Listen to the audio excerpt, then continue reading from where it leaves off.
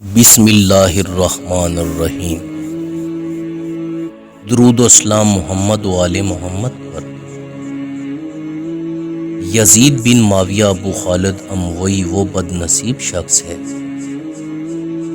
جس کی پیشانی پر اہل بیت کرام علیہم الرضوان کے بے گناہ قتل کا سیاہ داغ ہے، اور جس پر ہر قرن میں دنیا یا اسلام ملامت کرتی رہی ہے، اور قیامت تک اس کا نام تحقیر کے ساتھ لیا جائے گا۔ یہ بد باطن سیاہ دل ننگے خاندان 25 ہجری میں امیر معاویہ کے گھر محسون بنت بدحل کلبیہ کے پیٹ سے پیدا ہوا۔ نہایت موٹا، بد نما، کثیر الشر، بد خلق، تندوخو، فاسق، فاجر، شرابی، بدکار، ظالم، بے ادب، گستاخ تھا۔ اس کی شرارتیں اور بےہودگیاں ایسی ہیں جن سے بدماشوں کو بھی شرم آئے۔ عبداللہ بن حنظلہ ابن الغیل رضی اللہ تعالی عنہ نے فرمایا، خدا عز و جل کی قسم، ہم نے یزید پر اس وقت خروج کیا جب ہمیں اندیشہ ہو گیا کہ اس کی بدکاریوں کے سبب آسمان سے پتھر نہ برسنے لگے۔ محرمات کے ساتھ نکاح اور سود وغیرہ منہیات کو اس بے دین نے اعلانیہ رواج دیا۔ مدینہ طیبہ و مکہ مکرمہ کی بے حرمتی کرائی۔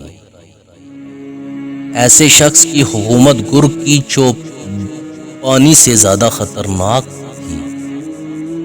ارباب فراست اور اصحاب اسرار اس وقت سے ڈرتے تھے جبکہ عنان سلطنت اس شکی کے ہاتھ میں آئی۔ 59 ہجری میں حضرت ابو ہریرہ رضی اللہ تعالیٰ عنہ نے دعا کی، یا رب عز و جل میں تجھ سے پناہ مانگتا ہوں 60 ہجری کے آغاز اور لڑکوں کی حکومت سے۔ اس دعا سے معلوم ہوتا ہے کہ حضرت ابو ہریرہ رضی اللہ تعالیٰ عنہ جو حامل اسرار تھے، انہیں معلوم تھا کہ 60 ہجری کا آغاز لڑکوں کی حکومت اور فتنوں کا وقت ہے۔ ان کی یہ دعا قبول ہوئی اور انہوں نے 59 ہجری میں بامقام مدینہ طیبہ رحلت فرمائی۔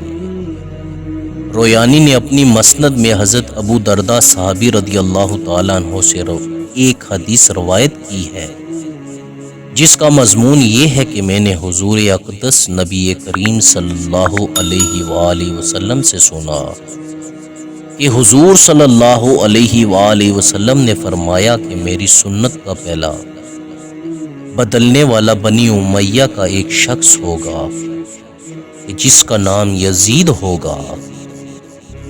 ابو یعلی نے اپنی مسند میں حضرت ابو عبیدہ رضی اللہ تعالیٰ عنہ سے روایت کی کہ حضور پرنور سید عالم صلی اللہ علیہ وآلہ وسلم نے فرمایا، میری امت میں عدل و انصاف قائم رہے گا یہاں تک کہ پہلا رخنہ انداز و بانی ستم بنی امیہ کا ایک شخص ہوگا جس کا نام یزید ہوگا۔ یہ حدیث ضعیف ہے۔